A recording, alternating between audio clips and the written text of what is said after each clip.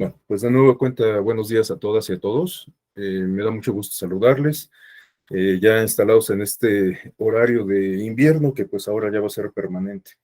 Bueno, tiene sus ventajas y sus desventajas, hago la mejor opinión de todos ustedes, por supuesto. Bueno, vamos a comenzar esta sesión, esta sesión que forma parte del módulo sobre el derecho a la libertad de expresión, que es un módulo que integra el programa del Diplomado en Derechos Humanos Político-Electorales. Bueno, este módulo, como suele ser común, se integra por dos sesiones que vamos a desarrollar el día de hoy y el día jueves, en razón de que se atraviesan las festividades por el Día de Muertos. Entonces, bueno, vamos a comenzar.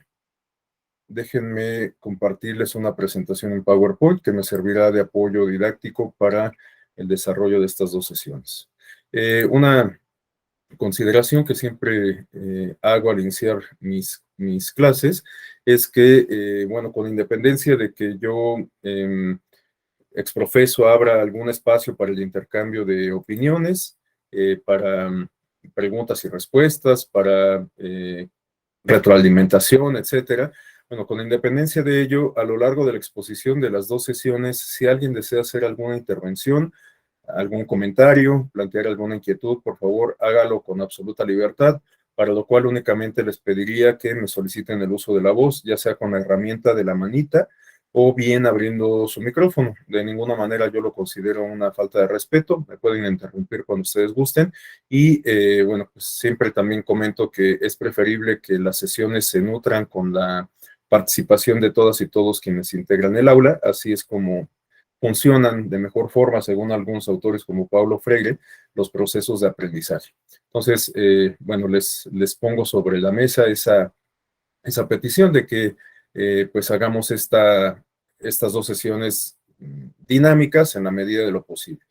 Bueno, el tema, como ya lo habíamos comentado, se refiere a la libertad de expresión. Es un tema que da para mucho, pero bueno, pues he tratado de acotar los contenidos para estas dos sesiones en atención a el temario que se me propuso.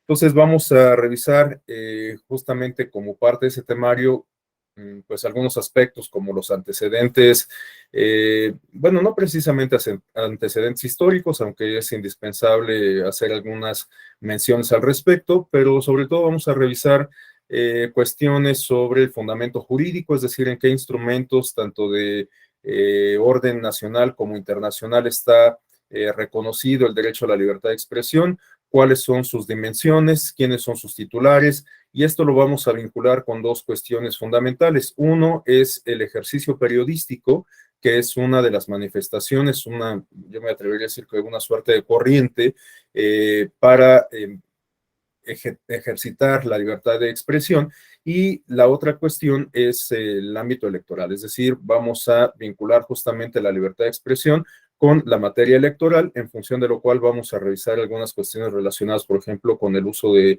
redes sociales, revisar el modelo de comunicación política en nuestro país y vamos a revisar algunos casos resueltos por el Tribunal Electoral del Poder Judicial de la Federación en materia de libertad de expresión y de protección al periodismo. Bueno, como lo pueden advertir, es un tema que da para mucho, lo había comentado desde el principio, pero reitero, en atención a el programa que se nos dispuso, vamos a tratar de abordar los puntos que lo integran. Y bueno, yo comenzaría por plantear estas premisas básicas sobre la libertad de expresión. En primer lugar, les decía que, bueno, no vamos a hacer un repaso histórico, pero me parece importante sí identificar, pues digamos, como que el origen contemporáneo de la libertad de expresión. Ya sabemos que cuando hablamos de libertad estamos hablando de un derecho sobre el cual se ha escrito a lo largo de más de 20 siglos y que se refiere a esta capacidad que tenemos las personas justamente de, pues, no atenernos a una situación, a una condición de subordinación respecto a nuestros pares. Bueno, pero además la libertad no implica solamente esa, digamos, no sojuzgación, no sojuzgamiento respecto a otra persona, sino también la capacidad de agencia, es decir, la posibilidad de que nosotros podamos interactuar, intervenir, modificar la realidad del mundo que nos rodea a partir de la propia, pues de la propia acción individual, ¿no? Y bueno, esta noción muy básica se relaciona justamente con la libertad de expresión, porque la libertad de expresión nos permite externar nuestras opiniones, externar nuestros juicios, interactuar con nuestros pares a partir de esa postura, de esa ideología, de ese juicio que nos formamos, etcétera. Y además, el derecho a la libertad de expresión va acompañado, como lo vamos a ver en un momento más, de una dimensión que se refiere a el acceso a la información.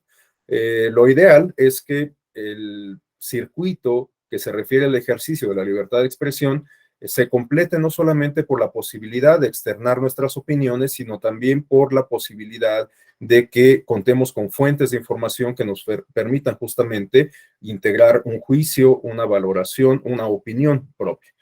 En tal sentido, estas nociones, como lo podemos advertir, se relacionan intrínsecamente con la noción de democracia. Por eso es que el primer apunte nos refiere justamente que la libertad de expresión surge con la democracia liberal, por lo menos en los términos en que la entendemos en la actualidad, y por lo tanto, la libertad de expresión constituye uno de los elementos centrales del Estado democrático. En tal virtud, me parece que hoy no podríamos hablar de un sistema democrático o un régimen democrático en donde esté ausente la libertad de expresión.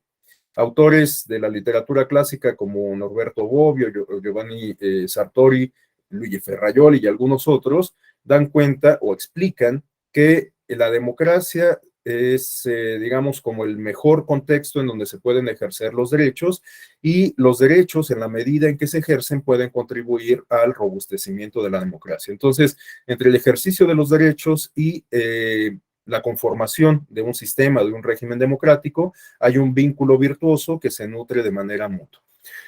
Un segundo aspecto que, bueno, guarda relación con esto que estoy comentando, se refiere a entender la libertad de expresión, bueno, la libertad y la igualdad en términos de derechos morales, constitucionales y convencionales. Y bueno, la libertad y la igualdad pueden tener distintas manifestaciones. En esta ocasión estamos revisando una de estas manifestaciones que se asocia con el derecho a la libertad, que es justamente el de expresarse, el de la libertad de expresión.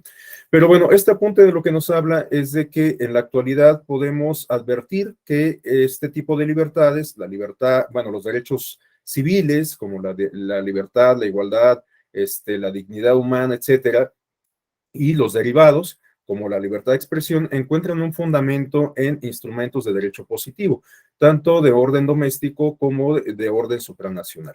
En tal virtud, hoy podemos entender los derechos no únicamente como derechos morales, sino derechos positivos o positivados que se encuentran perfectamente reconocidos en instrumentos internacionales suscritos por los distintos estados y también en las constituciones políticas que permiten configurar la organización de las distintas sociedades en los estados-nación contemporáneos. Entonces, para no ir lejos, podemos citar justamente el caso de México y bueno, en los próximos minutos vamos a revisar justamente algunos de estos contenidos, es decir, la Constitución y los instrumentos internacionales que para el caso de México reconocen y de alguna forma garantizan los derechos humanos y en particular el derecho a la libertad de expresión. Bueno, una tercera premisa se refiere a que sin libertad de expresión, sin libertad o sin posibilidad de poder expresar las ideas, no podemos generar un debate público y en consecuencia la democracia se puede ver mermada. Entonces, esto se relaciona con lo que ya comentaba yo hace rato sobre este vínculo virtuoso entre el ejercicio de derechos y la consolidación democrática. En este caso en específico, cuando hablamos de libertad de expresión, bueno, ante la ausencia de la libertad de expresión, me parece que no podríamos considerar que estamos insertos en un régimen auténticamente democrático, en un régimen en donde hay persecución política, en donde hay una monopolización de los medios de comunicación, en donde hay censura previa, etcétera. Bueno, pues lo que podemos identificar entonces son diques al ejercicio de la libertad de expresión. Por lo tanto, reitero, creo que difícilmente podríamos considerar que estamos en presencia de un régimen democrático.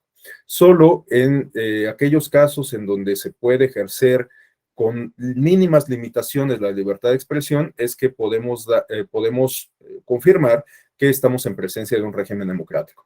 Ahora, comentaba yo en esta parte final que la libertad de expresión puede estar sujeta a algunos mínimos, digamos, contenciones o elementos de contención. Y esto, como lo vamos a revisar más adelante, se refiere a que la libertad de expresión, como cualquier otro derecho, no es absoluto. Tiene ciertos límites que, por plantearlo en términos muy genéricos, se refieren a cuando la libertad o el ejercicio de la libertad de expresión atenta contra los pilares del propio régimen democrático, en el sentido de que puede vulnerar, por ejemplo, el orden público, puede atentar contra los derechos reconocidos de otras personas, como puede ser la dignidad, como puede ser, bueno, vamos a revisar justamente la calumnia en materia electoral, que se refiere a la imputación de delitos falsos, y en tal sentido, bueno, pues es dable, es aceptable que se puedan imponer límites a la libertad de expresión. En la actualidad, también como lo vamos a revisar más adelante, en materia electoral, en la actualidad, ustedes seguramente lo saben tanto como yo, están adquiriendo un papel sumamente relevante los medios digitales, en razón de que estamos viviendo un tránsito de la comunicación política de los medios tradicionales a los medios digitales justamente, ¿no?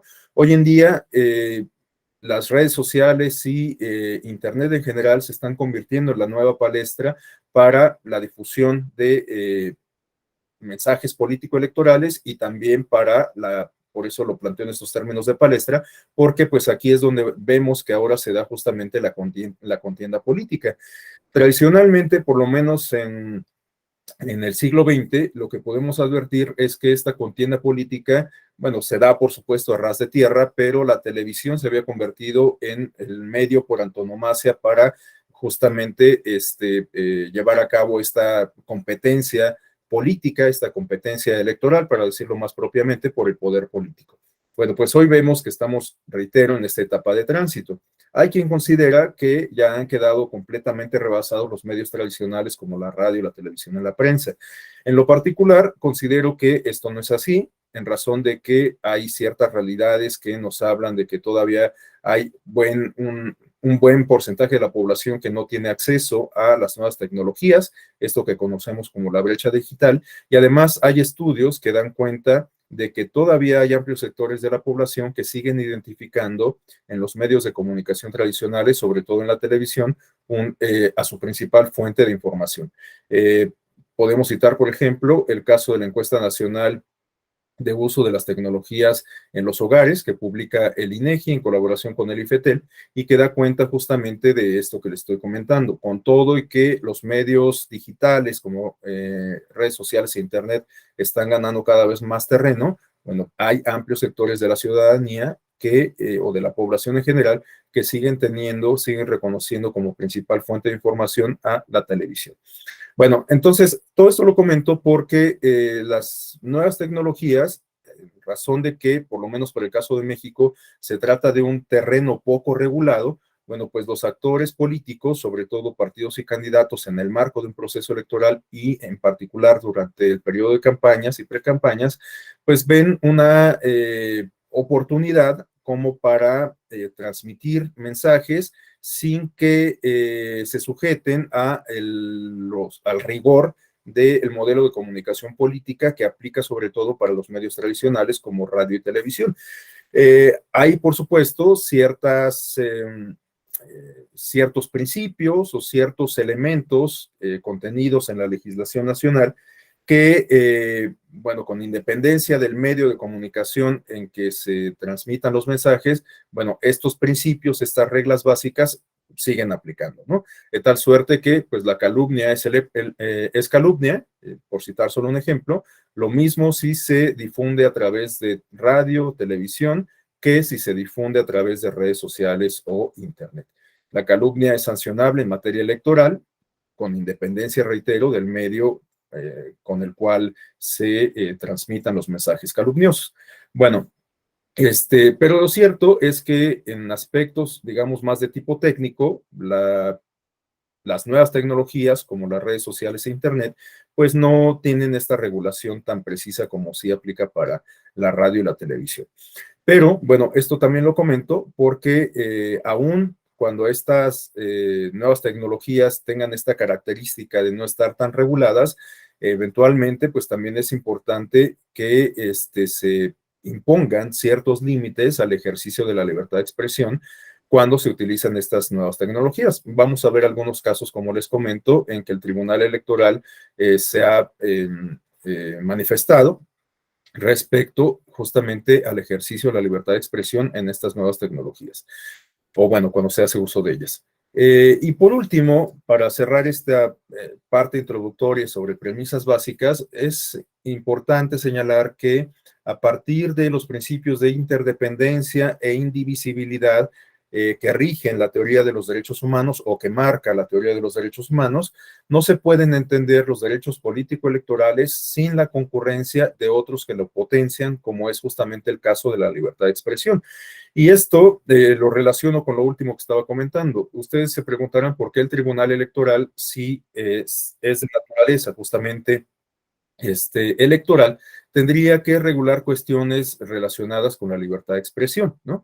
Bueno, pues justamente, como lo vamos a ver en algunos de los casos que revisemos, el criterio que ha adoptado el Tribunal Electoral es justamente que no se pueden ejercer derechos sin la concurrencia de otros y que hay incluso algunos de esos otros derechos que pueden potenciar, por ejemplo, los de corte político electoral.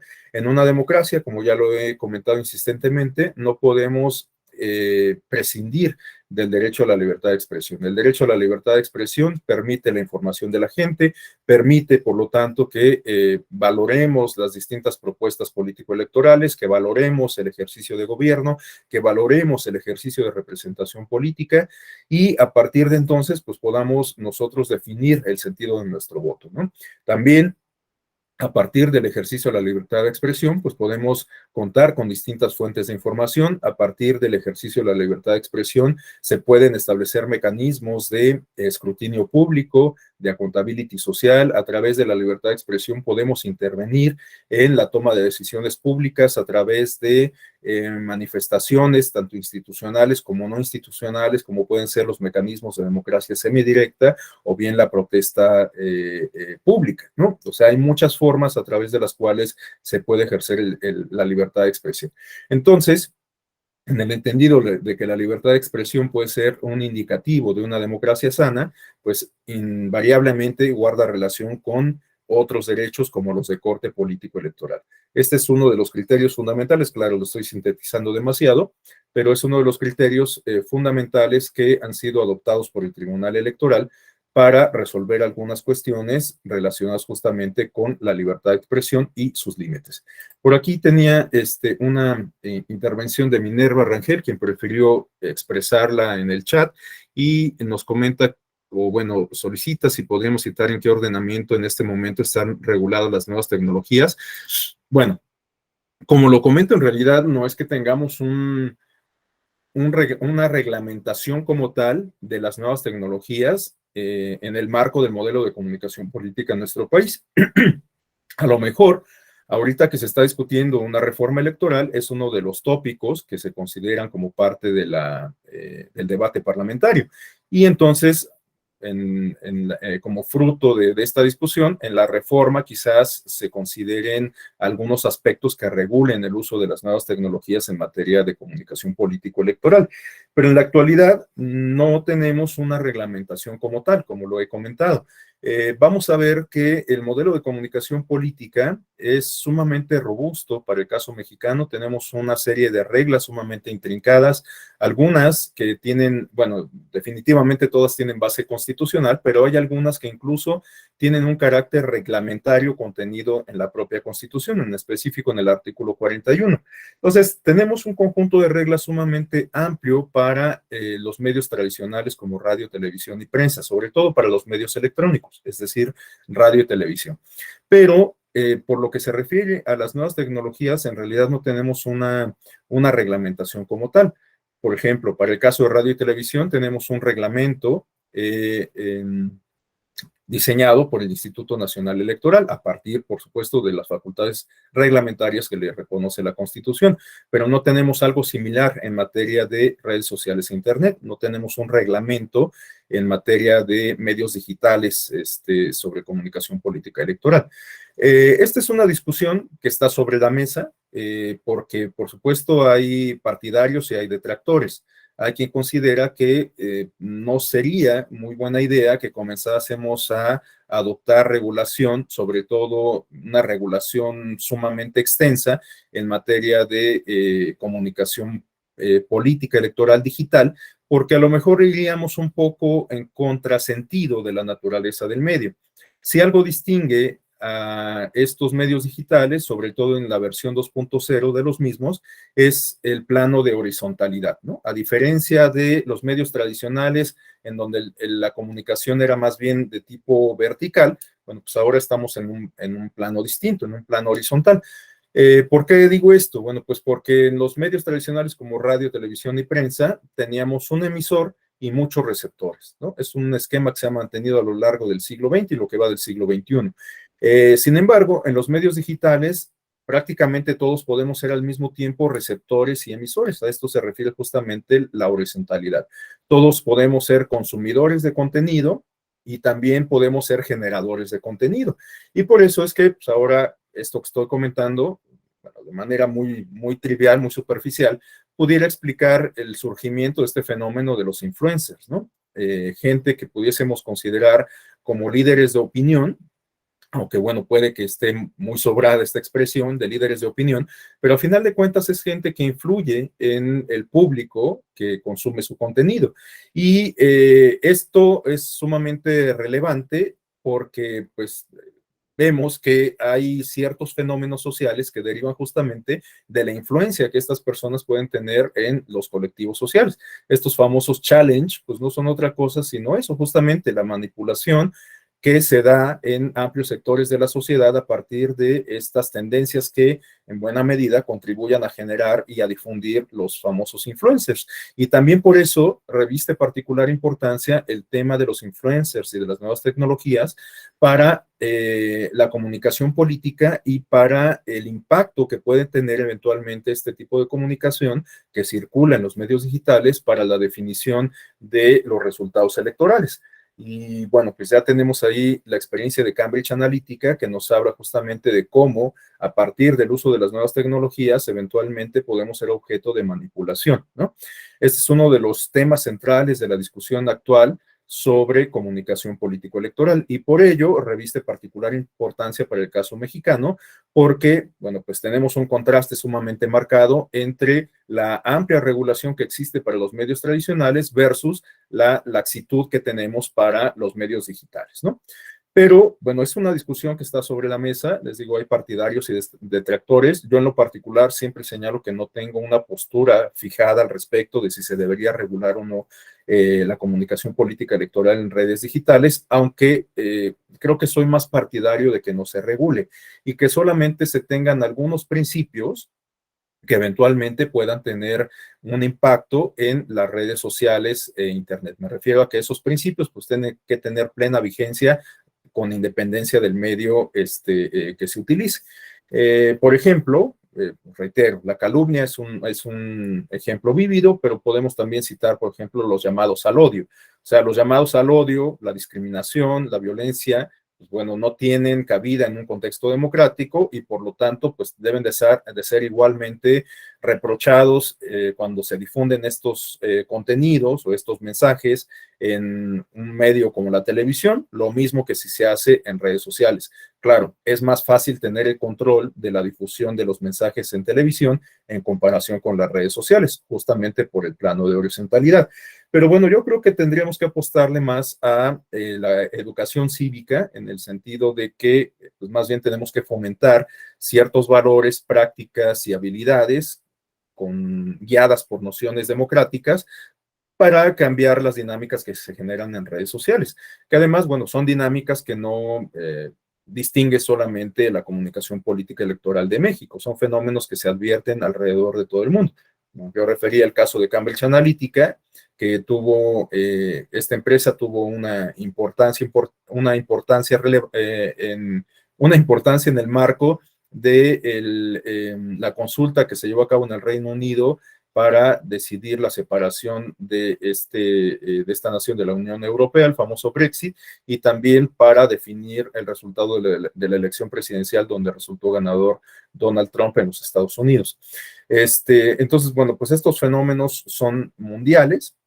El uso de las nuevas tecnologías plantea retos sumamente interesantes, sumamente amplios, sobre los cuales vale la pena pues reflexionar, y en este sentido también aprovecho para hacer el comercial del diplomado en comunicación política, que bueno, pues acaba de cerrar una de sus emisiones este año. No sé si hay oportunidad de que vuelvan a sacar convocatoria para los meses que restan. Yo creo que ya la próxima emisión será para 2023, pero bueno, pues les pido, si a alguien le interesa, que estén atentos a este diplomado en donde justamente abordamos, entre otras cuestiones, la comunicación política digital y estos fenómenos que se dan alrededor del mundo, además de pues las amenazas y los retos que representan, ¿no? Porque hoy por hoy, pues estamos casi esclavizados al mundo digital.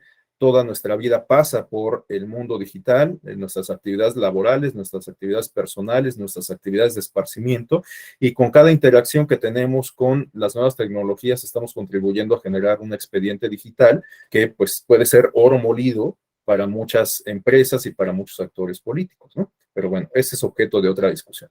En fin, el caso es que es una realidad que estas nuevas tecnologías están cobrando mayor auge y que han sido, también hay que reconocerlo, una herramienta sumamente útil para ampliar los alcances de la libertad de expresión, ¿no? Para ampliar su ejercicio. Les digo, ahora, pues no es indispensable que vayamos y toquemos la puerta de un concesionario de radio y televisión para contratar un spot de 30 segundos que debe costar millones de pesos como para poder transmitir un mensaje, ¿no? Sino que ahora, pues a través de los medios digitales podemos transmitir infinidad de mensajes de distinta índole. Bueno, como lo vamos a ver a continuación, es imposible que vayamos y toquemos la puerta de los concesionarios de radio y televisión para transmitir mensajes de corte político electoral, porque hay una prohibición constitucional en este sentido. Ni los partidos, ni los candidatos, ni los particulares, es decir, ni las personas en lo individual, ni las empresas pueden contratar espacios en radio y televisión para influir en las preferencias electorales de la población. Pero les digo, sobre eso vamos a volver un poco más adelante. Entonces, bueno, pues estas primeras premisas nos sirven como introducción, digamos, al tema de la libertad de expresión. Y a continuación, de manera muy sucinta, me planteo una respuesta a esta pregunta respecto a quiénes son los titulares del derecho a la libertad de expresión. Bueno, el derecho a la libertad de expresión, como ya lo expliqué, se inscribe en el catálogo de derechos humanos y por lo tanto asiste a todas las personas. Es una prerrogativa, un bien jurídico tutelado por el Estado para todas las personas de una comunidad política, ¿no? Pero hay ciertos colectivos sociales o ciertos subgrupos dentro de este universo de la humanidad sobre los cuales conviene tener particular atención cuando hablamos de libertad de expresión. Estos colectivos, bueno, aunque pudiéramos identificar algunos otros, yo quise que nos centráramos en únicamente dos de ellos. Me refiero al gremio periodístico, a las y los periodistas y a las niñas y los niños. En el caso de las y los periodistas, bueno, me parece muy importante que tengamos en cuenta este colectivo social o este gremio, porque es un colectivo que de alguna manera contribuye justamente a la generación de la opinión pública a través del desempeño profesional que realizan sus integrantes. Es decir, que a partir de la labor que desarrollan quienes se dedican a la comunicación y el periodismo, pues se genera información y esta información se difunde. Y el uso que podemos hacer de esa información puede resultar crucial, como lo comentaba, para el sostenimiento de la democracia, aunque también eventualmente el flujo de información y el uso de la misma puede tener implicaciones negativas para la democracia, ¿no? Hoy tenemos, por ejemplo, este famoso fenómeno de las noticias falsas, de las fake news, el fenómeno de la posverdad, en donde de lo que hablamos es justamente de la difusión de información que carece de veracidad, y que eventualmente puede tener alguna implicación en la configuración de la realidad física, de la realidad política, de la realidad social o de la realidad económica, ¿no? Pero, bueno, el gremio periodístico creo que está un tanto exento de estos fenómenos y de hecho el gremio periodístico, por supuesto, los periodistas y las periodistas que hacen un trabajo serio, profesional y demás, de alguna manera contribuyen a combatir el fenómeno de la desinformación manifiesto a través de de las noticias falsas o la posverdad, ¿no?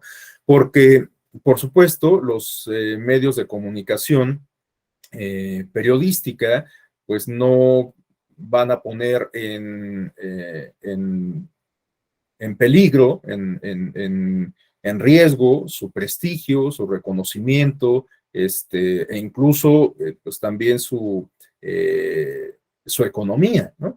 Porque a final de cuentas, si un medio de comunicación carece de credibilidad, pues lo más probable es que sus lectores lo abandonen, ¿no? Dejen de consumirlo. Entonces, bueno, también está, aunque suene un poco duro decirlo, el compromiso del gremio periodístico en algunas ocasiones también responde, por supuesto, a intereses económicos, que bueno, eso en sí mismo no es algo deleznable, ¿no? O sea, al final de cuentas termina por ser un incentivo o puede terminar por ser un incentivo importante. Y bueno, el otro colectivo se refiere a las niñas y los niños.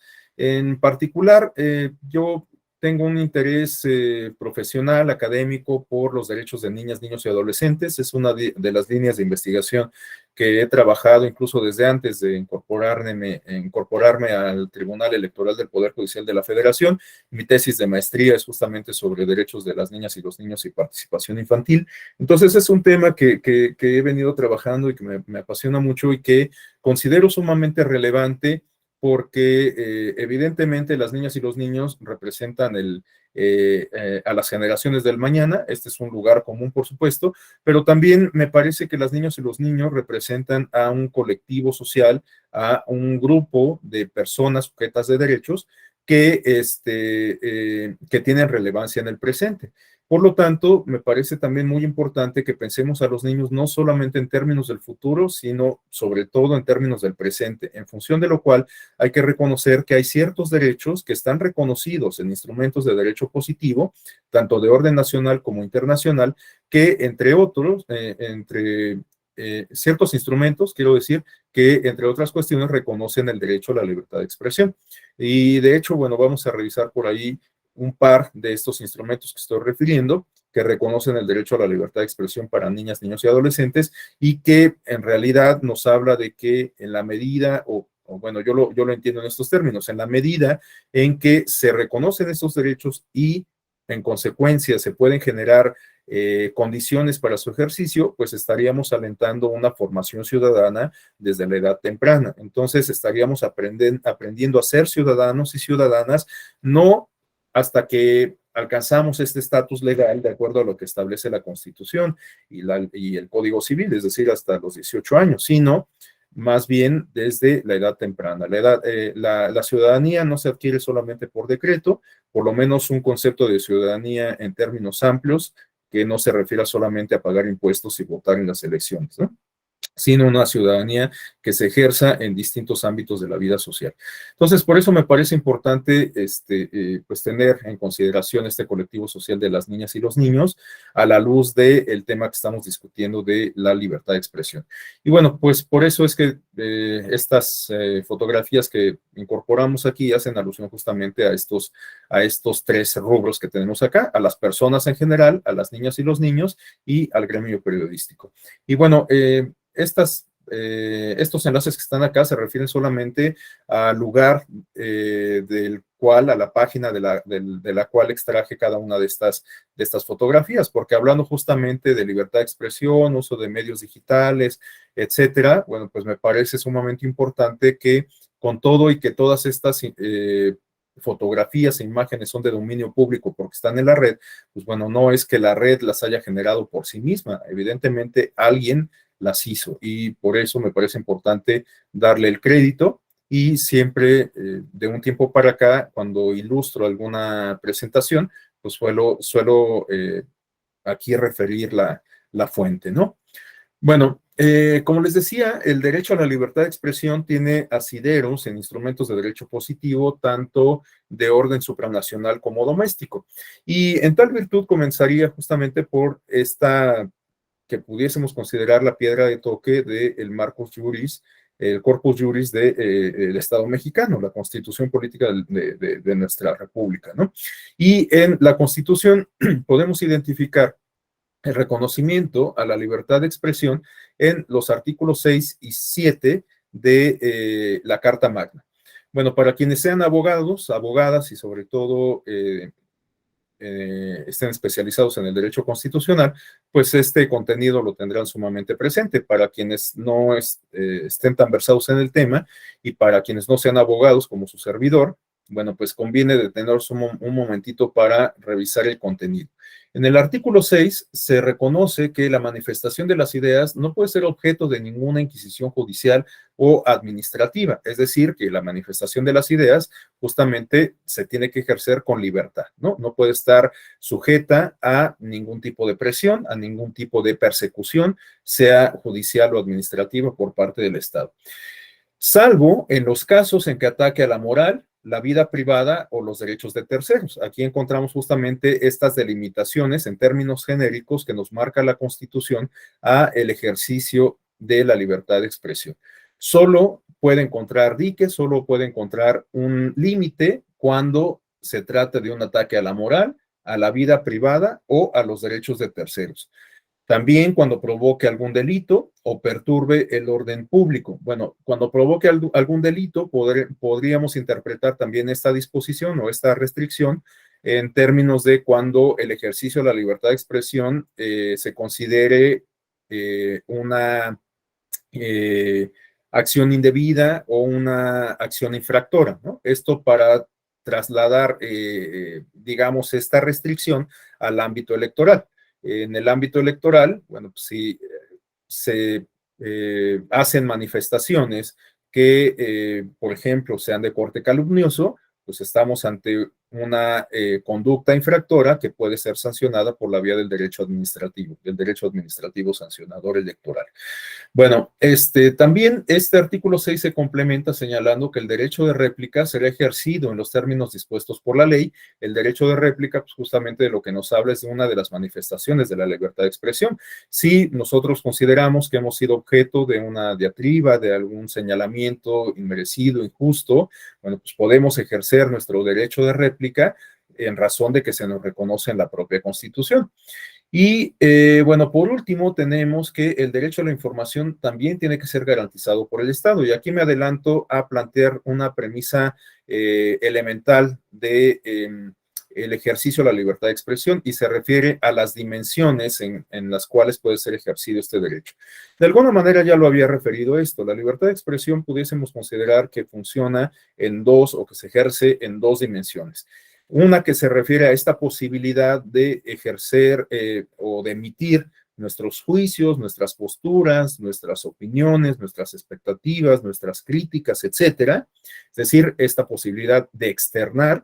Y la otra dimensión se refiere a la posibilidad de obtener información, obtener fuentes o consultar fuentes que nos permitan justamente conformar un juicio para externar, ¿no? Entonces, pudiésemos considerar esto en términos de input y output, ¿no? Es decir, llegada de información y salida de información. Entonces, esto es sumamente importante tenerlo presente porque el derecho a la información pudiésemos considerarlo como intrínseco a la libertad de expresión o incluso como una manifestación de la libertad de expresión. Y bueno, en el artículo 6 de la Constitución, perdón, también se señala que Toda persona tiene derecho al libre acceso a información plural y oportuna, así como a buscar, recibir y difundir información e ideas de toda índole por cualquier medio de expresión. Entonces, bueno, pues se hace patente esto que estoy comentando sobre la dimensión de la libertad de expresión en términos de obtener información, ¿no? Y bueno, hablando justamente de estas cuestiones, también es importante tener presente lo dispuesto en el artículo 7 de la Constitución en términos de libertad de expresión y de acceso a la información.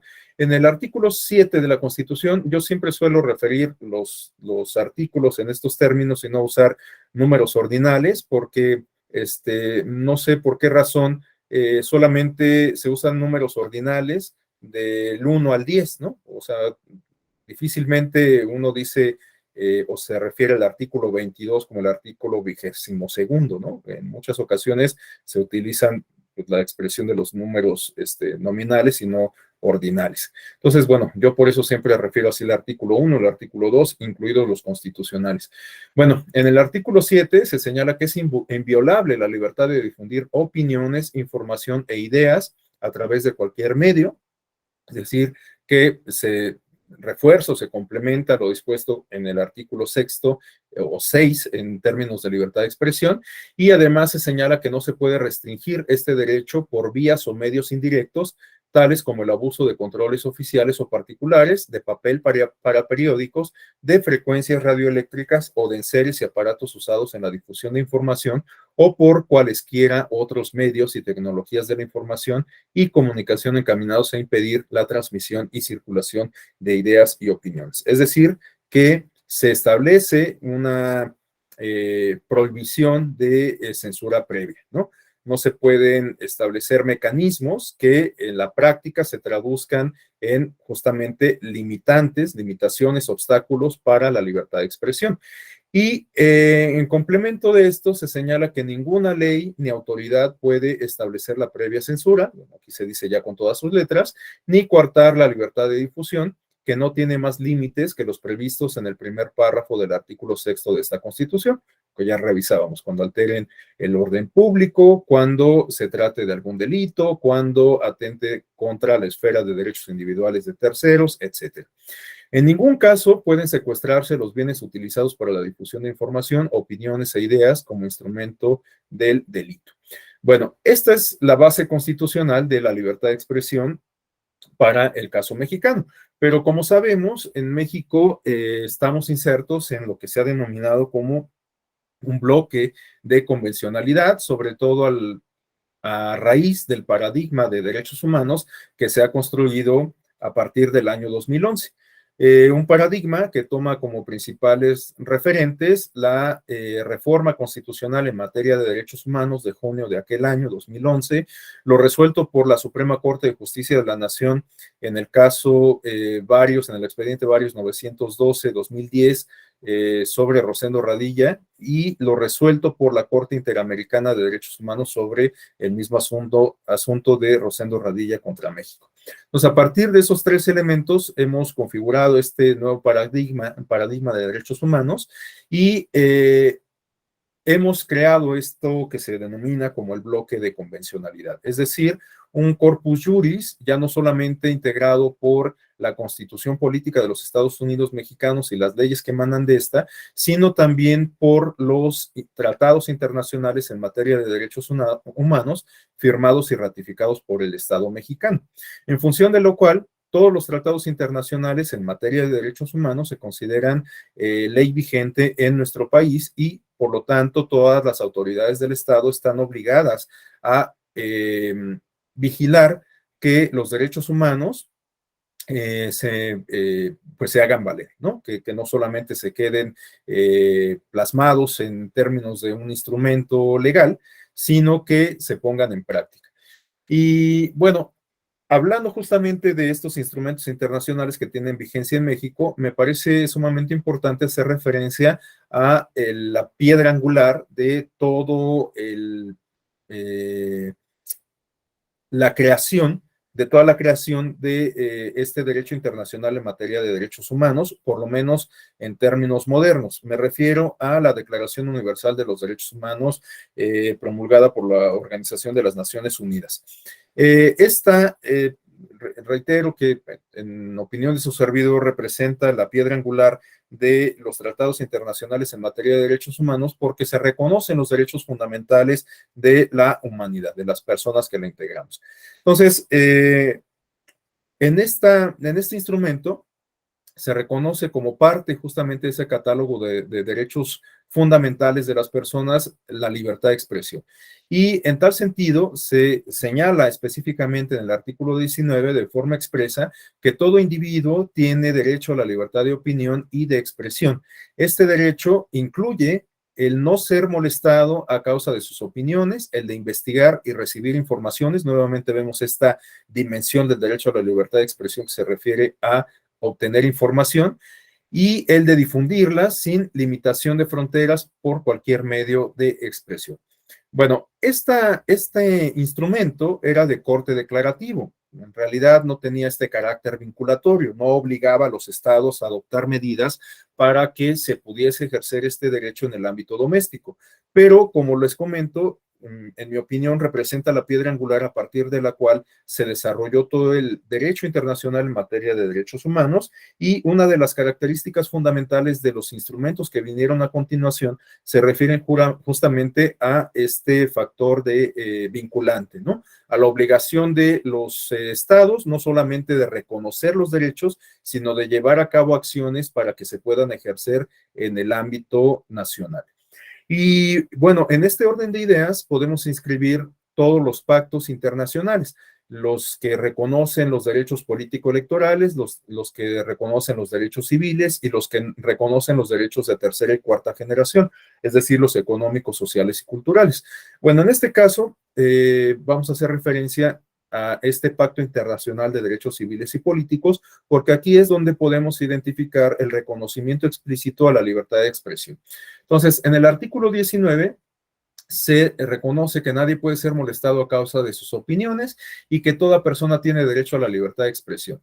Este derecho comprende la libertad de buscar, recibir y difundir información e ideas de toda índole, algo que advertíamos desde el instrumento declarativo previo, y sin consideración de fronteras, ya sea oralmente, por escrito, en forma impresa o artística, o por cualquier otro procedimiento de selección. Esta cuestión de la expresión impresa, o el derecho a la libertad de expresión de forma impresa o artística, me parece también importante tenerlo en consideración porque de lo que nos habla es de que la libertad de expresión no solamente se refiere a, digamos, contenidos audiovisuales o contenidos escritos, ¿no? Sino que incluso se puede manifestar a través bueno, sí de contenidos audiovisuales, pero de corte artístico o cultural. Por ejemplo, a través de un documental, a través de una película, a través de una serie, etcétera, ¿no? Y también, por supuesto, a través de un performance, a través de una pintura, a través de una escultura, etcétera. Entonces, bueno, la libertad de expresión se puede manifestar a través de distintas formas o de muy diversas formas. Bueno, en el numeral 3 de este mismo artículo 19 se establece que el ejercicio del derecho previsto, bueno, el derecho a la libertad de expresión, entraña deberes y responsabilidades especiales. Bueno, esta parte es importante, sobre todo por lo que hace a los límites a la libertad de expresión. Bueno, ya comentábamos que ningún derecho es absoluto y que hay ciertos límites que derivan de los, digamos, o mejor dicho, que estos límites están establecidos en los propios instrumentos de derecho positivo. Ya veíamos lo que nos señala la Constitución sobre que esos límites se refieren a no trastocar los derechos de terceras personas, cuando se altere el orden público, cuando se cometa algún delito, etcétera, ¿no? Bueno, en el caso de los instrumentos internacionales, a lo mejor estos límites no son tan explícitos, pero de todas formas se reconocen, ¿no? O sea, se reconoce que ningún derecho es absoluto y que puede encontrar límites. Bueno, en tal sentido, se dice como complemento de este numeral 3 que el derecho a la libertad de expresión puede estar sujeto a ciertas restricciones, pero Estas restricciones, sin embargo, deben estar expresamente fijadas por la ley y sobre todo perseguir objetivos muy concretos. ¿Cuáles son estos? Asegurar el respeto a los derechos a la reputación de los demás y la protección de la seguridad nacional, el orden público o la salud o la moral públicas, ¿no? Entonces, bueno, de alguna manera guarda afinidad con lo dispuesto en la Constitución Política de los Estados Unidos Mexicanos. Bueno, a continuación tenemos la Declaración Americana de los Derechos y Deberes del Hombre, que es un instrumento de corte declarativo igualmente, no vinculante, pero que resulta relevante porque en este caso estamos hablando de un instrumento declarativo que aplica sobre todo para el derecho interamericano, ¿no? Y el desarrollo que ha tenido. Entonces, bueno, en esta declaración americana tenemos en el artículo 4 que toda persona tiene derecho a la libertad de investigación, de opinión y de expresión y difusión del pensamiento por cualquier medio. Y bueno, derivado de esto, tenemos este instrumento que es pues la piedra angular del sistema de protección de derechos humanos en el ámbito interamericano, la Convención Americana sobre Derechos Humanos, conocida como el Pacto de San José.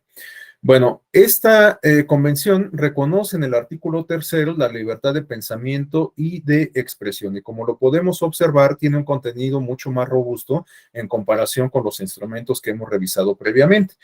En primer lugar, se dice que toda persona tiene derecho a la libertad de pensamiento y de expresión, así de manera genérica, y a continuación se señala que este derecho comprende la libertad de buscar, recibir y difundir informaciones e ideas de toda índole, sin consideración de fronteras, ya sea oralmente, por escrito, en forma impresa o artística, o por cualquier otro procedimiento de selección. Es decir, que podemos ver que recoge varios de los contenidos de los instrumentos que revisamos previamente.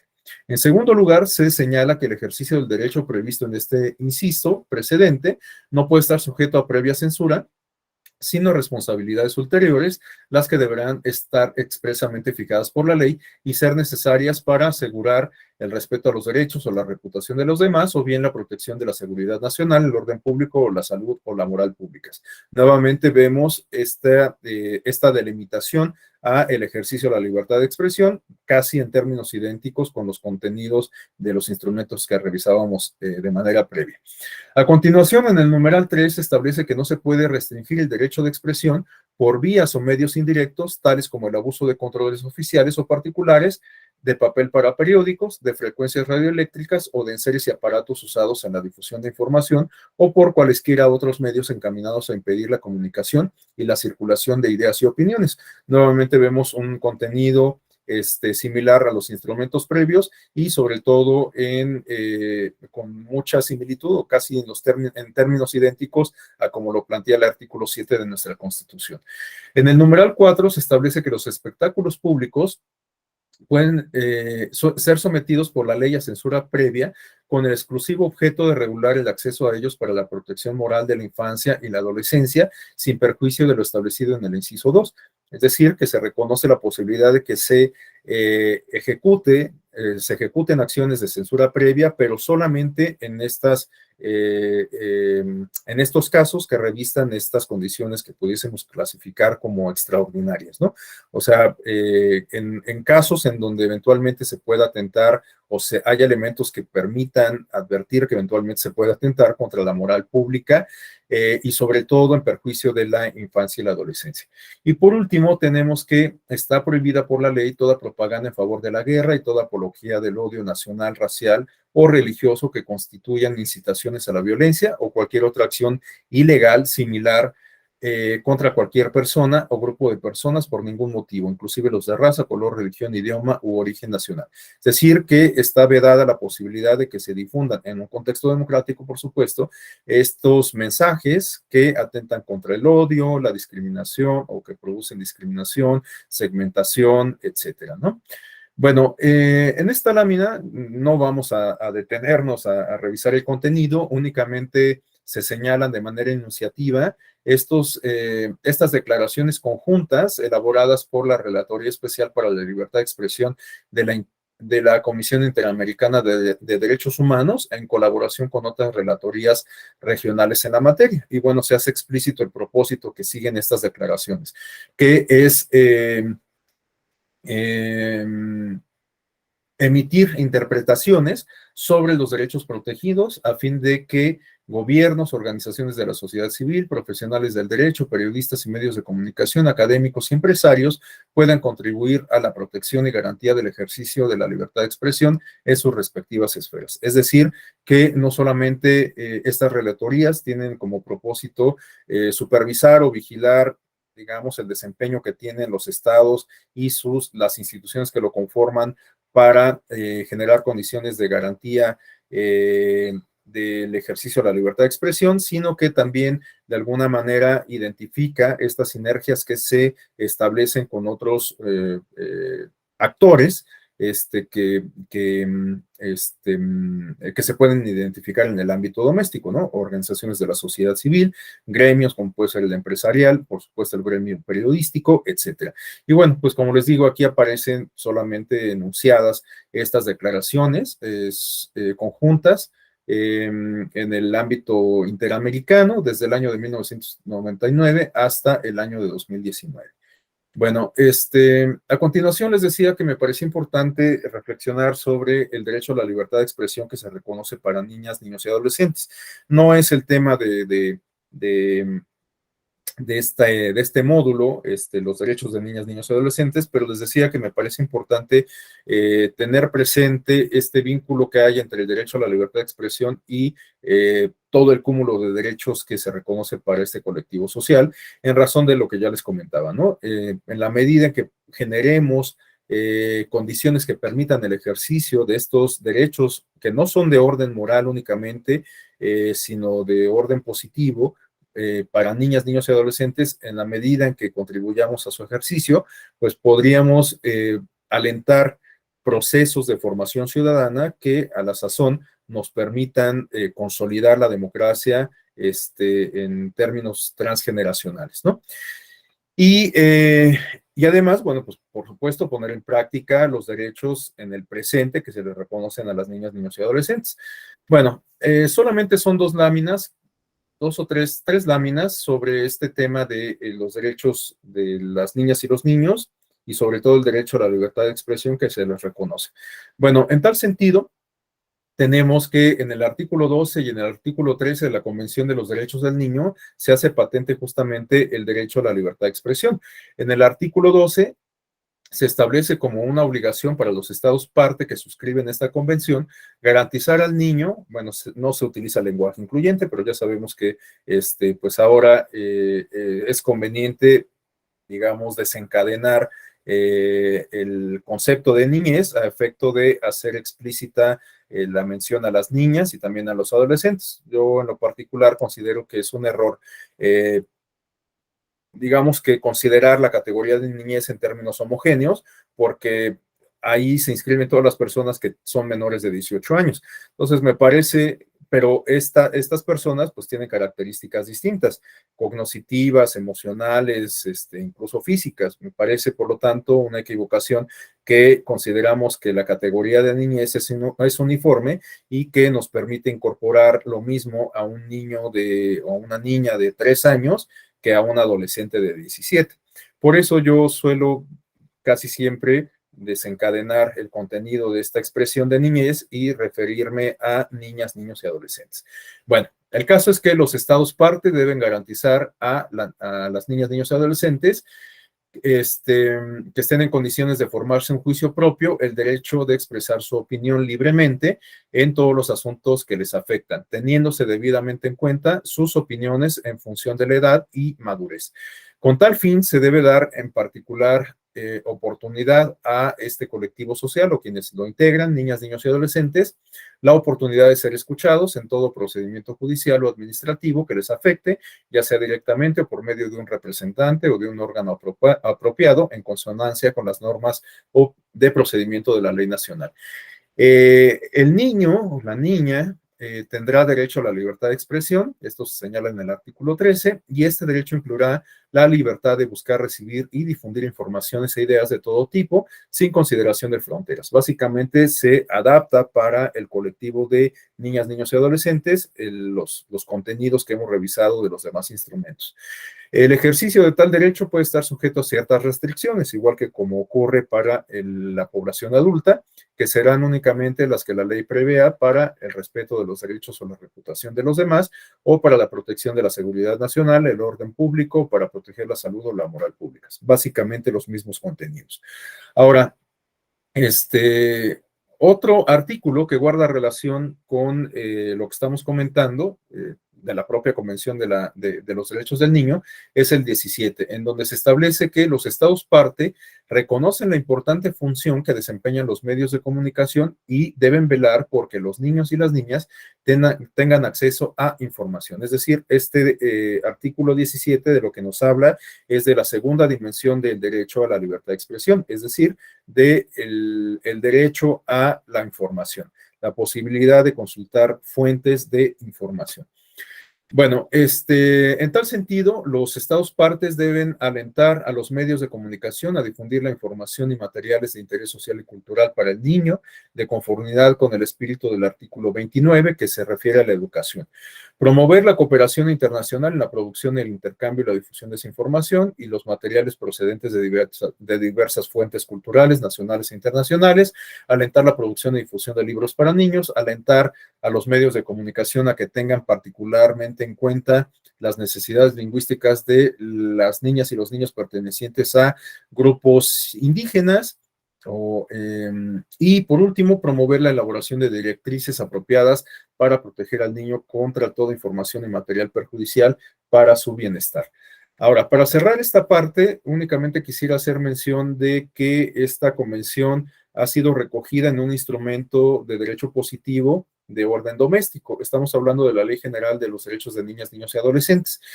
Esta ley reconoce el derecho a la libertad de expresión en su artículo 71, 72, 74 y 125, aunque podemos identificar algunos otros artículos que también recogen las nociones contenidas en el principio o en el derecho, perdón, de la libertad de expresión.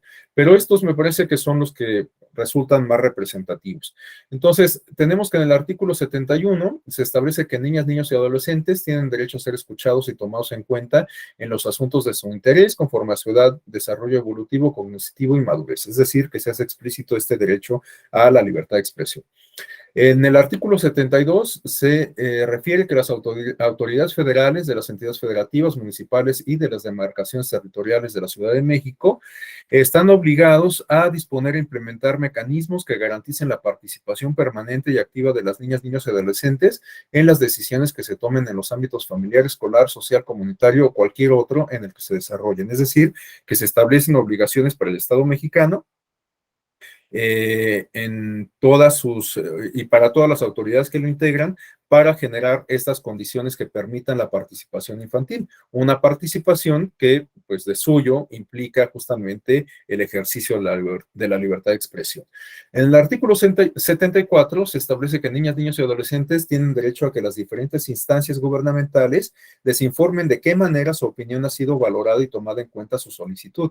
Esta parte también me parece muy significativa porque de lo que nos habla no es solamente de dejar la obligación del Estado de generar condiciones para el ejercicio de la libertad de expresión, sino que se le tiene que dar seguimiento a estas opiniones que derivan del ejercicio de este derecho. Entonces, me parece sumamente interesante porque, reitero, ya no solamente el Estado se va a limitar a desarrollar actividades, proyectos, líneas de acción, etcétera, programas que permitan a los niños externar sus opiniones, sino que ahora se establece una obligación para las distintas instancias del Estado mexicano a efecto de dar seguimiento a esos ejercicios, a pues ver en qué medida se canalizan las opiniones vertidas por niñas, niños y adolescentes, ¿no?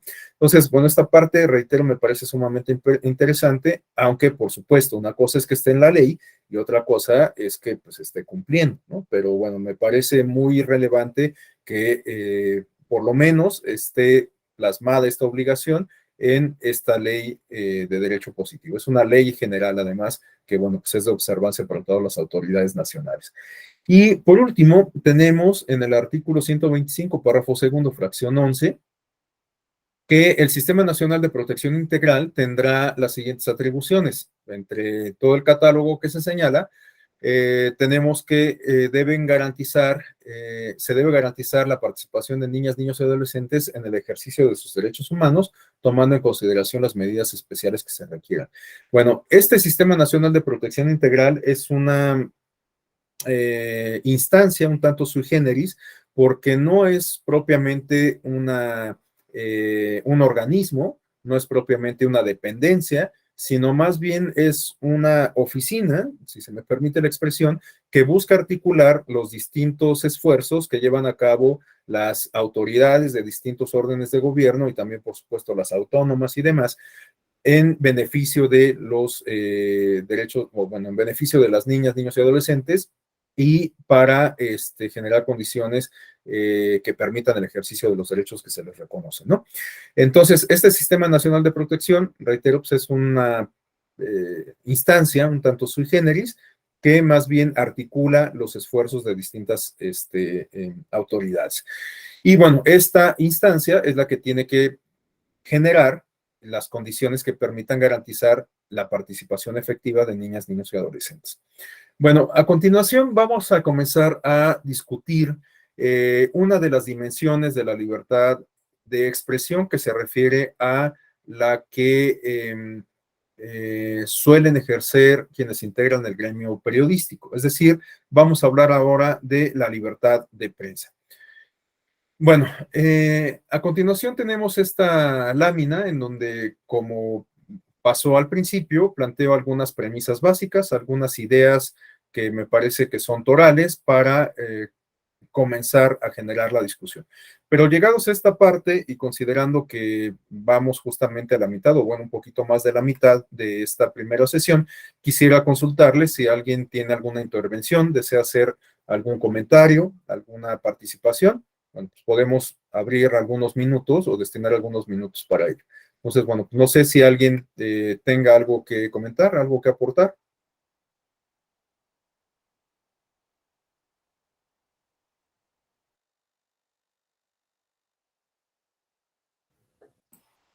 Adelante, Minerva, por favor. Yo tengo una duda. En la elaboración o en la creación de las páginas digitales, hasta donde tengo entendido, se paga para que, no sé muy bien cómo funciona, pero se paga para que al momento de que uno haga búsquedas, las cookies entren o salgan para que uno como usuario las visualice más rápidamente que otras páginas. Entonces la duda surge que si los partidos políticos que tienen más poder económico van a pagar esas páginas, al final de cuentas van a llevar cierta ventaja sobre los partidos más pequeños. Entonces, no sé si eso sería bueno o sería malo. Entonces, quisiera saber cuál es su opinión.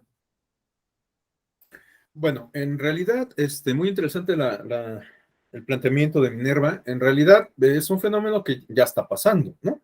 O sea, los partidos políticos contratan espacios en medios digitales, publicidad que se difunde a través de medios digitales, y de hecho esto es perfectamente legal, siempre y cuando los partidos políticos den cuenta de los gastos en que incurrieron para contratar este tipo de estrategias o de publicidad digital, ¿no? Entonces, si alguien se acerca a un partido, un candidato se acerca a Facebook para contratar un paquete de publicidad, bueno, pues eso es perfectamente legal, reitero, siempre y cuando se dé cuenta a la autoridad fiscalizadora del INE de los gastos en que se incurrió. Y bueno, pues estos paquetes de publicidad pueden tener distintos beneficios, como bien lo comenta Minerva. Uno de ellos puede ser esta potenciación de los mensajes, ¿no? En atención a la aplicación de los algoritmos y herramientas como las cookies, ¿no? Para que los motores de búsqueda arrojen ciertos resultados en atención a pues, estas cuestiones más de tipo técnico o tecnológico. Yo no estoy tan convencido de que únicamente los partidos políticos que tienen más recursos y más dinero, pues, sean quienes puedan contratar este tipo de estrategias, sino que ahora pues prácticamente cualquier partido político o cualquier candidato o candidata lo puede hacer. De hecho, pues la experiencia nos muestra que los candidatos y las candidatas independientes que tienen menos recursos en comparación con los que reciben los y las candidatas que son postulados por los partidos políticos, bueno, pues los independientes recurren a la publicidad o a la propaganda digital en razón de que es relativamente más barato, ¿no? ¿En qué medida conviene regular este tipo de cuestiones? Bueno, la verdad es que no tengo una respuesta concreta, porque la regulación en términos de fiscalización, pues les digo, está ahí. O sea, a final de cuentas, si esta contratación se da en términos legales, pues tendría que tener un material que sirva de soporte, las facturas y demás, los recibos de las transferencias de las operaciones bancarias, etcétera. Y bueno, pues entonces la regulación actual sirve como para pues fiscalizar esas actividades, ¿no? Ahora, si la pregunta es si conviene más bien como regular justamente estas cuestiones de cómo funciona la publicidad o, bueno, la propaganda electoral en medios digitales, bueno, pues yo les decía que no tengo una postura definida, pero soy más partidario de que no se regulen las redes sociales y que solamente se mantengan los criterios que rigen el modelo de comunicación política, porque de hecho yo soy más partidario de que el modelo de comunicación política en general se vaya flexibilizando, ¿no? Que se vayan eliminando algunas reglas que resultan engorrosas y que además, perdón por plantearlo en estos términos, pero en ocasiones a lo mejor hasta significan ciertos incentivos perversos para los actores políticos, ¿no? Porque la regla está ahí, pero los actores políticos buscan la forma de darle la vuelta. Entonces, a lo mejor yo no digo que renunciemos a cualquier tipo de regulación y que adoptemos un modelo como el estadounidense, en donde, bueno, pues todo el mundo pueda decir absolutamente lo que le venga en gana sin ningún tipo de restricción. En Estados Unidos, hablando de libertad de expresión, bueno, pues su modelo de comunicación política toma como referente la libertad de expresión, ¿no? O sea, por eso es que vemos que allá pues se gastan carretadas de dinero en las campañas electorales y esto no genera ningún problema, a nadie le llama la atención. Los medios de comunicación toman partido abiertamente por uno u otro partido político, sobre todo en las contiendas presidenciales, etcétera. O sea, eso no hay, nadie repara en ello porque la piedra de toque de su modelo de comunicación política es la libertad de expresión. En el caso mexicano, el problema estriba en que tenemos que hacer compatible la libertad de expresión con la piedra de toque de nuestro sistema electoral, que es la equidad en la contienda, ¿no? Entonces, resulta sumamente complicado en muchas ocasiones hacer compatibles la libertad de expresión con la equidad en la contienda. Pero bueno, volviendo a la pregunta, yo creo que o considero que a lo mejor sería conveniente, pues si acaso, identificar algunas cuestiones que se pudieran regular en materia digital como parte de las regulaciones que distinguen a nuestro modelo de comunicación política, pero al mismo tiempo tendríamos que flexibilizar también el modelo de comunicación política, porque aquí una de las premisas que a mí me hacen justamente ser ambivalente respecto a si regular o no las redes sociales e Internet, es que pareciera como que a la ciudadanía se le ve en términos paternalistas, ¿no?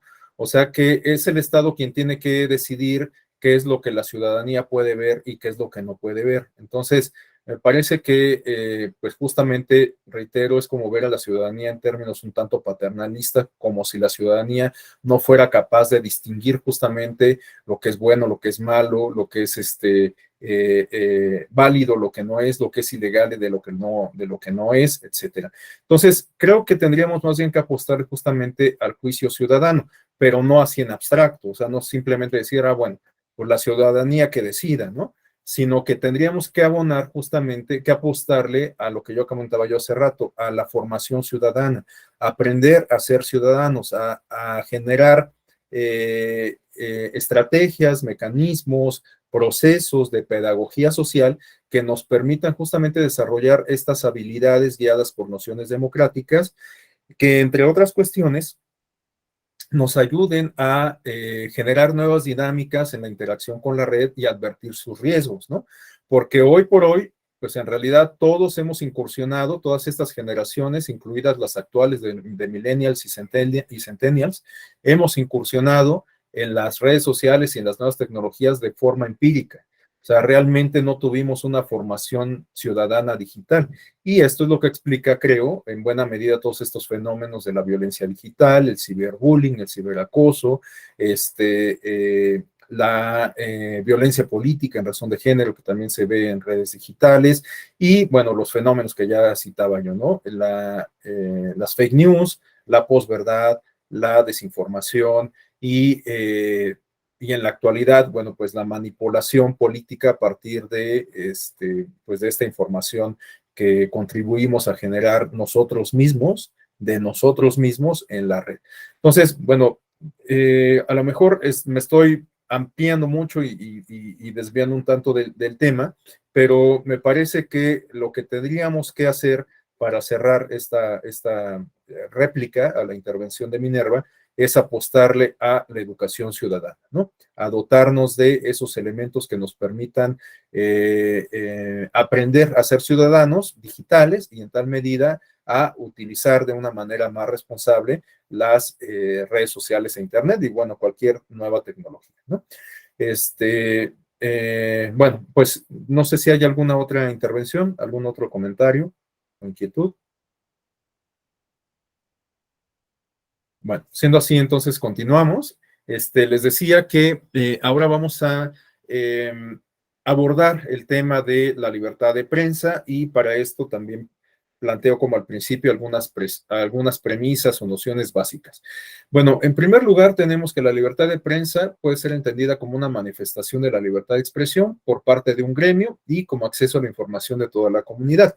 Bueno, esto ya lo había comentado de alguna manera también hace rato cuando identificaba quiénes son los titulares del derecho a la libertad de expresión. Ya les decía que bueno, somos todas las personas, pero pudiésemos considerar algunos colectivos sociales en específico como parte de ese universo, ¿no? Y uno de ellos, bueno, ya lo mencionamos, el de las niñas, niños y adolescentes, y ahora nos vamos a centrar en este otro que se refiere a quienes integran el gremio periodístico.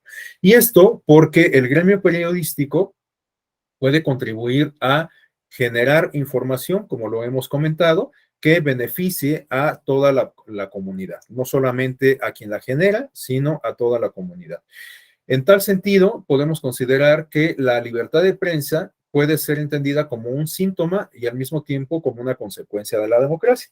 Ya lo habíamos comentado, en aquellos casos en donde hay prensa libre, en donde hay distintas fuentes de información, en donde se puede criticar el ejercicio de gobierno, a los representantes populares, en donde se puede criticar a algunos otros sectores gremiales, como pueden ser los empresarios, el magisterio, etcétera. Bueno, pues en esos casos en donde se ejerce esta libertad de prensa o esta libertad de expresión a través del gremio periodístico, a través de la prensa, a través de los comunicadores. Bueno, pues en esos contextos es que pudiésemos considerar que estamos insertos en una democracia. En los contextos en donde hay censura previa, en donde hay persecución política, en donde se monopolizan los medios de comunicación, bueno, pues difícilmente estaríamos ante un sistema, un régimen democrático, ¿no? Y bueno, pues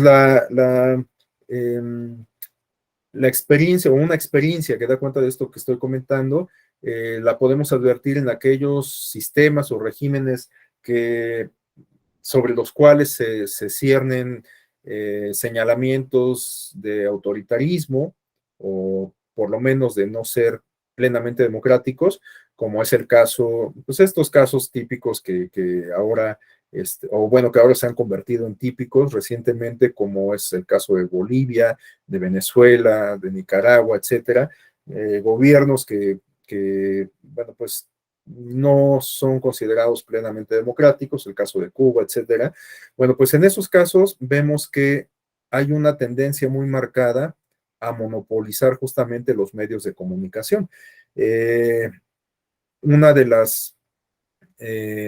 los distintivos de los regímenes autoritarios consiste, yo no estoy diciendo que estos países sean autoritarios, yo me quedo con esta idea de que son poco democráticos, pero bueno, cada quien tendrá su opinión al respecto, pero bueno, pues es que sí hay muchos elementos que nos hablan de que se alejan de la democracia, ¿no? Comenzando por el enquistamiento de las élites políticas, ¿no? ¿Cuántos años lleva Nicolás Maduro en el poder? ¿Cuántos años lleva Ortega en el poder en Nicaragua? ¿Cuántos años lleva, o bueno, cuántos años estuvo Evo Morales en Bolivia, etcétera? Bueno, el caso es que en todos estos contextos vemos que hay un fenómeno de monopolización de los medios de comunicación. Incluso algunos medios son absorbidos por el Estado, ¿no? O sea, canales de radiodifusión, de televisión o de radio son propiedad del Estado. Y bueno, evidentemente, a través de estos canales se difunde información generada por el propio Estado. Entonces, bueno, no está mal, por supuesto, no está mal siempre y cuando haya otras fuentes de información que permitan establecer un contraste, ¿no?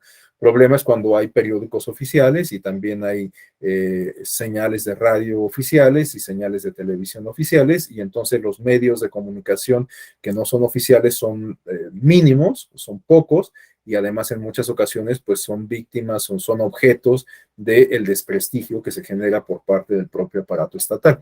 Entonces, bueno, evidentemente si hay pocas fuentes de información, estamos hablando de un contexto que pudiésemos considerar poco democrático, por decirlo menos.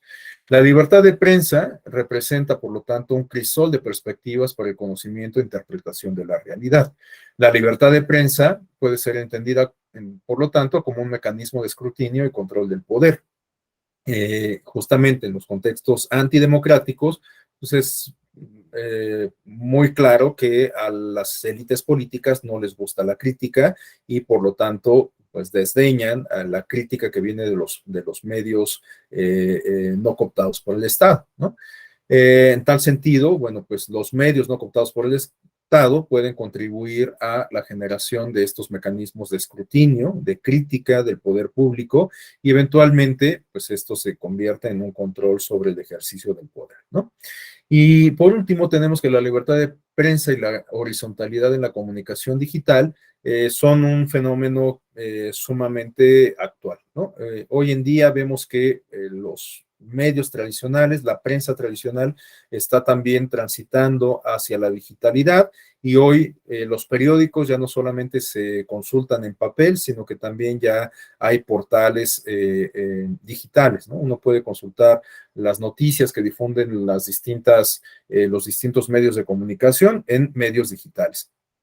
Incluso también, bueno, la prensa que se manifiesta a través de radio y de televisión, ahora están teniendo su réplica igualmente en medios digitales.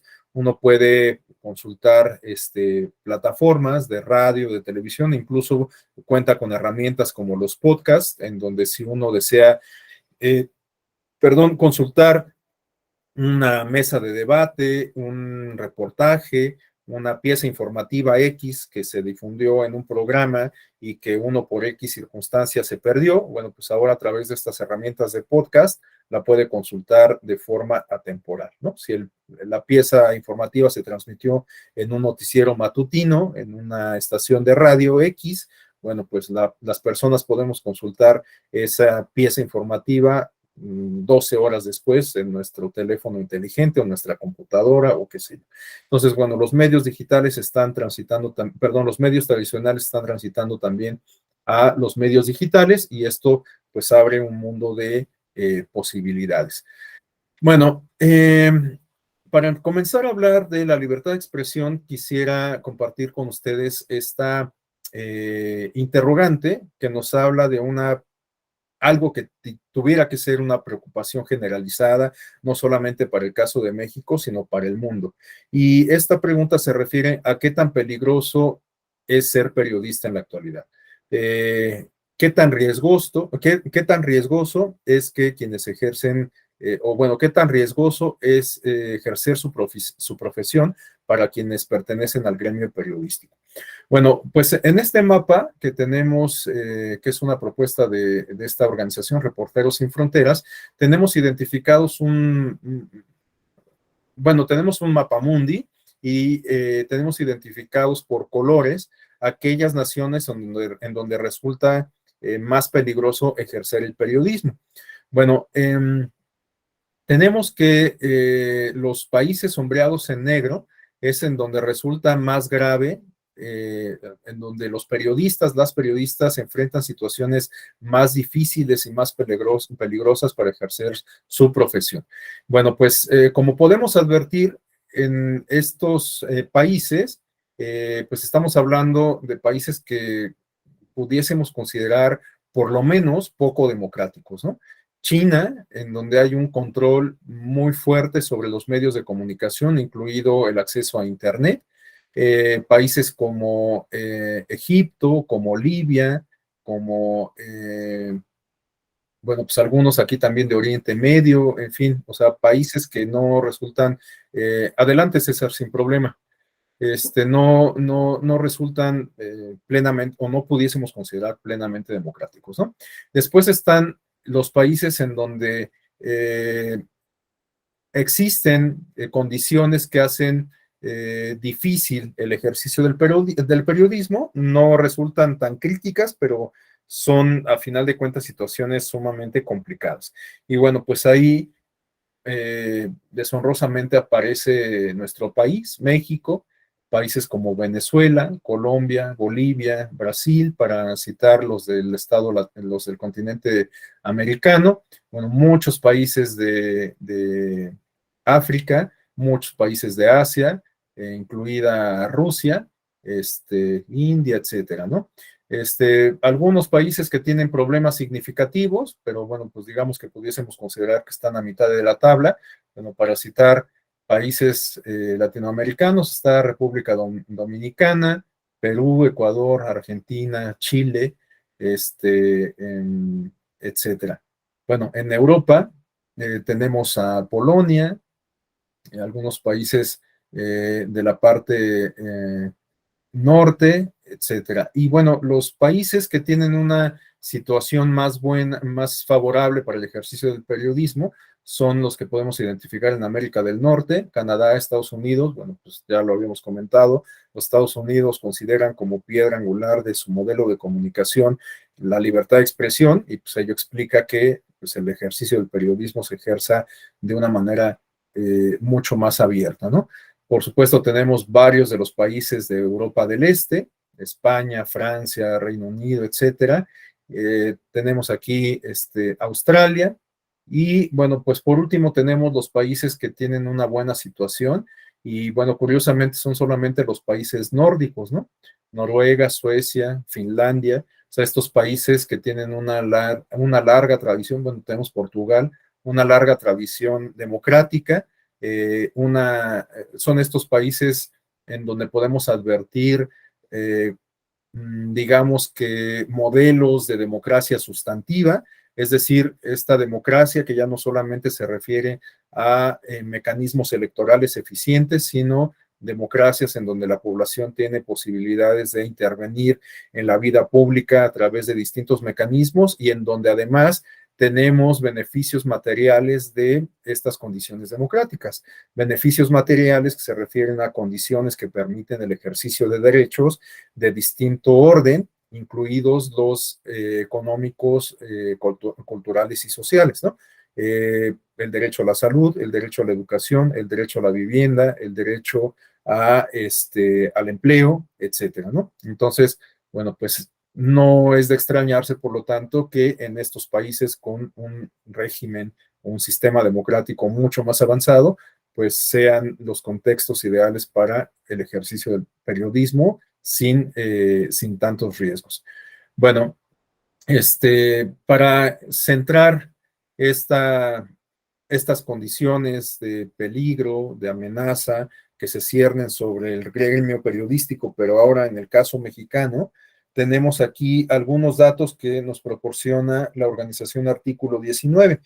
Esta organización documenta 153 asesinatos de periodistas en México relacionados con el ejercicio de su profesión del año 2000 a la fecha. De este total, 141 son hombres y 12 son mujeres. 47 de estos asesinatos se registraron durante el mandato del presidente Enrique Peña Nieto y 33 en el actual del presidente Andrés Manuel López Obrador. Tenemos un último apunte que nos refiere que el gobierno de Javier Duarte en el estado de Veracruz, que comenzó en diciembre de 2010 y finalizó el 30 de noviembre de 2016, ha sido el más letal para los comunicadores, con 18 periodistas asesinados. Entonces, vemos que el ejercicio del periodismo en nuestro país, lamentablemente, es de alto riesgo. Bueno, ahora, vamos a volver sobre el ejercicio de la libertad de expresión, pero ahora lo vamos a engarzar ya con algunos otros elementos del modelo de comunicación política en nuestro país. Es decir, que vamos a volver sobre la libertad de expresión, pero teniendo ya un panorama o una panorámica del modelo de comunicación política. Es decir, vamos a ver qué aspectos del modelo de comunicación política puede tener alguna implicación en el ejercicio del periodismo. Y vamos a revisar, como lo había adelantado desde el principio, cómo el Tribunal Electoral eventualmente ha resuelto algunos casos que buscan proteger al gremio periodístico en la materia político-electoral, a la luz de premisas como la que igualmente ya había señalado al principio, de que el Tribunal Electoral considera los principios de indivisibilidad e interdependencia de la teoría de los derechos humanos, en función de lo cual considera que los político-electorales no pueden existir, no pueden ejercerse sin la concurrencia de otros que los potencian, como es el de la libertad de expresión.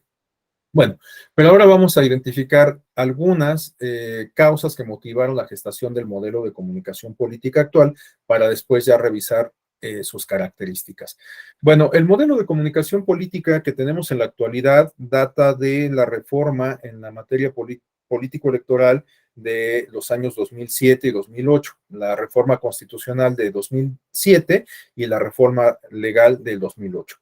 Y esta reforma se dio, puede ser que como respuesta a los fenómenos que en materia de comunicación política y sobre todo electoral se vivieron en la elección federal del año 2006 y sobre todo en el marco de la elección por la presidencia de la República. Bueno, algunos de los elementos que autores como César Astudillo, Lorenzo Córdoba, Ricardo Becerra identifican que dieron causa a el modelo o que motivaron el modelo de comunicación política actual, se refieren a estos que tenemos en la lámina. En opinión de estos analistas, una de las causas que motivaron el actual modelo de comunicación política se refiere a el excesivo monto del financiamiento público otorgado a los partidos políticos. O sea, los partidos tenían mucho dinero para gastar y buena parte de esos recursos los destinaron a contratar espacios, sobre todo en televisión. Otro aspecto se refiere a la prolongada duración de las campañas electorales. Después de esta experiencia del 2006, la reforma del 2007 se planteó la reducción de las campañas electorales y también se planteó la reducción y la definición de los periodos de pre-campaña, porque hasta antes de la reforma no es que no tuviéramos pre-campañas, pero no había reglas tan precisas que aplicaran para ella, ¿no? Para este periodo del periodo electoral. Tenemos también una carencia de regulación de las pre-campañas, lo que acabo de comentar, un elevado costo de los procesos electorales, el acceso indiscriminado a la contratación de propaganda política en radio y televisión. Bueno, como lo vamos a ver a continuación, a partir de la reforma del año 2014, esto también ya lo había comentado, existe una restricción con rango constitucional en el sentido de que ni partidos, ni candidatos, ni particulares, es decir, ni personas, ni gremios, es decir, periodistas, empresas, etcétera, nadie, absolutamente nadie, puede contratar espacios en radio y televisión con el propósito de intervenir en las preferencias electorales de las y los ciudadanos. Y esto es así porque hasta antes de esa reforma, bueno, pues existía la posibilidad tanto de que los particulares como los partidos políticos y los candidatos acudieran a contratar por sí mismos espacios en radio y televisión para difundir propaganda política o en este caso electoral, ¿no? Bueno, no era común, por supuesto, que los particulares contrataran espacios en radio y televisión. O sea, ¿quién iba a comprar espacios en radio y televisión con los costos que tienen para tratar de incidir en la propaganda, en los resultados electorales? Bueno, pues en la elección presidencial 2006, el gremio empresarial sí intervino en la contienda electoral, contratando espacios en radio y televisión para hacer propaganda velada en favor del candidato a la presidencia postulado por el Partido Acción Nacional, quien a la sazón terminaría ganando la elección, Felipe Calderón Hinojosa, y al mismo tiempo estos espacios que contrataron algunas empresas y sobre todo el Consejo Coordinador Empresarial buscaban denostar o desanimar las preferencias electorales en beneficio de Andrés Manuel López Obrador, que era el candidato opositor a Calderón Hinojosa, ¿no? Y bueno, pues ya todos sabemos que hoy es el actual presidente de la República.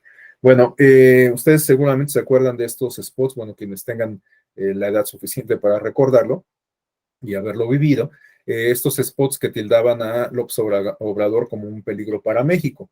Bueno, estos spots después se colgaron de ellos, pues actores como el Partido Revolucionario Institucional y sobre todo el Partido Acción Nacional, pero quienes comenzaron a difundirlos era justamente el gremio empresarial a través del Consejo Coordinador Empresarial.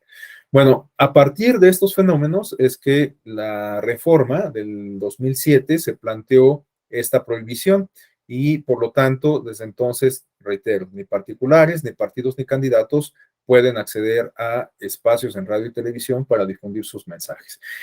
Sin embargo, desde la reforma constitucional de 1977, que reconoció a los partidos políticos como entidades de interés público, también reconoció como una prerrogativa permanente para estos institutos el acceso a los medios de comunicación masiva.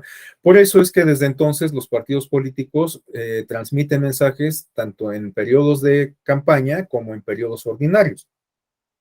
Es decir, que los partidos políticos tienen presencia permanente en los medios de comunicación masiva. Entonces, esta prerrogativa no se canceló con la reforma del año 2007, sino simplemente se configuró o se reconfiguró, porque ahora los partidos políticos pueden acceder a estos espacios de radio y televisión, pero únicamente a través de tiempos oficiales, tiempos del Estado que son administrados desde entonces en exclusiva por el Instituto Federal Electoral, hoy Instituto Nacional Electoral. Entonces, bueno, pues hasta antes de esa reforma teníamos que los partidos políticos sí podían contratar propaganda política en radio y televisión. Había, hasta antes de la reforma, una ausencia de normas para regular la propaganda institucional. Después de la reforma se incorporó a nuestra Constitución el artículo 134, que entre otras cuestiones establece un principio de imparcialidad para los servidores públicos a efecto de que los recursos que tienen bajo su responsabilidad se ejerzan de manera objetiva, de manera imparcial y de ninguna forma en beneficio de alguna opción política, es decir, que los recursos públicos no se pueden ejercer con fines electorales. Pero bueno, hasta antes de eso, no es que se permitiera igualmente, pero no era tan explícita la prohibición. Y también a partir de entonces, en este artículo 134 constitucional, se establecieron algunas reglas respecto a la publicidad o a la propaganda gubernamental.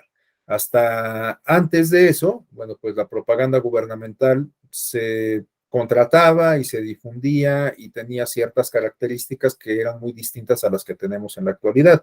Quizás la principal de esas características se refería a la propaganda personalizada.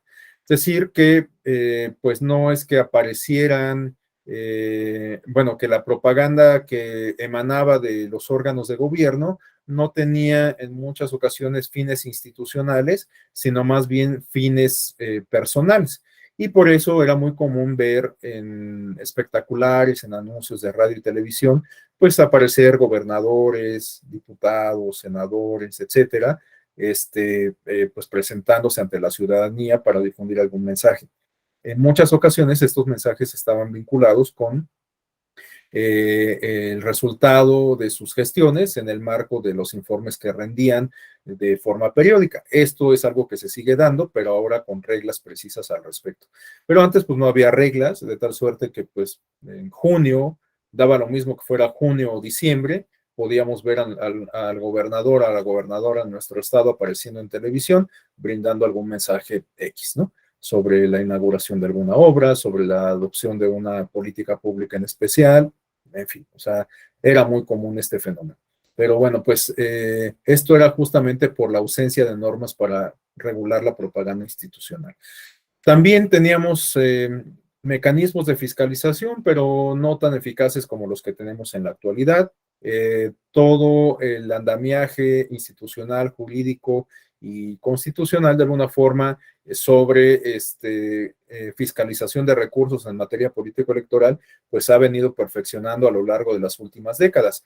En los años 90 fue cuando se fincaron las bases del actual modelo de fiscalización, pero este modelo se ha venido ajustando a la luz de la sistematización de cada experiencia que nos deja un proceso comicial. Entonces, bueno, pues en 2007 se imprimieron nuevos ajustes a el sistema de fiscalización en nuestro país. Tenemos también que en esa experiencia de las elecciones federales del 2006, se advirtió una intervención del titular del Poder Ejecutivo, que era el presidente Fox, en beneficio de el candidato postulado por su partido, que era Calderón Hinojosa, y en detrimento, por supuesto, de Andrés Manuel López Obrador. De hecho, bueno, pues las fricciones, las contraposiciones que distinguían a ese periodo de la historia contemporánea eran bastante álgidas, ¿no? Bastante subidas de tono. Ustedes se acuerdan justo de lo que se vivió en el proceso de desafuero de Andrés Manuel López Obrador cuando fue jefe de gobierno de la ciudad, y luego pues en qué paró todo eso, ¿no? Creo que pues esta estrategia, pues que en realidad tendría un origen judicial, después tomó más bien un rumbo político y bueno, pues todo se convirtió, todo se salió de control. Sobre todo yo creo que no le salieron los cálculos a los estrategas del Partido Acción Nacional, porque creo que contrario a lo que se hubiera pensado, esta intención de desaforar a Andrés Manuel López Obrador con la idea de impedirle ser candidato a la presidencia de la República, pues puede que le haya ganado más adeptos. En realidad, bueno, pues es algo que no podemos corroborar, pero el caso es que había una confrontación claramente establecida entre el Partido Acción Nacional, que en ese entonces gobernaba a través, reitero, de la figura de Vicente Fox, y el principal candidato opositor, que era el hoy presidente Andrés Manuel López Obrador. Bueno, entonces hubo una intervención muy marcada del titular del Ejecutivo, había una excesiva difusión de propaganda gubernamental en todos los niveles de gobierno, algo que ya comenté, había una contratación de propaganda o se permitía la contratación de propaganda política por parte de agrupaciones sociales y organismos empresariales, esto también ya lo expliqué haciendo alusión a la intervención de empresas que aprovechando su identidad gráfica como Jumex o Walmart, hacían propaganda velada en favor del Partido Acción Nacional y propaganda negativa en contra, igualmente velada, en contra de López Obrador. Y por último tenemos el intenso despliegue de propaganda negativa a través de spots televisivos. Bueno, pues esto también ya lo referí, una propaganda negativa que venía de distintas fuentes, ¿no? Tanto de los propios actores como de actores ajenos tradicionalmente a las contiendas políticas. Bueno, ¿cuáles son las principales reglas del modelo de comunicación política? Con esto voy a cerrar la exposición y el día de mañana la retomaremos de este punto, considerando que nos quedan 12 minutos para las 9 de la mañana. Y bueno, pues ojalá que nos queden algunos minutos al final, por lo menos unos 3, 5 minutos, para que si alguien desea hacer algún comentario de cierre, pues lo podamos escuchar.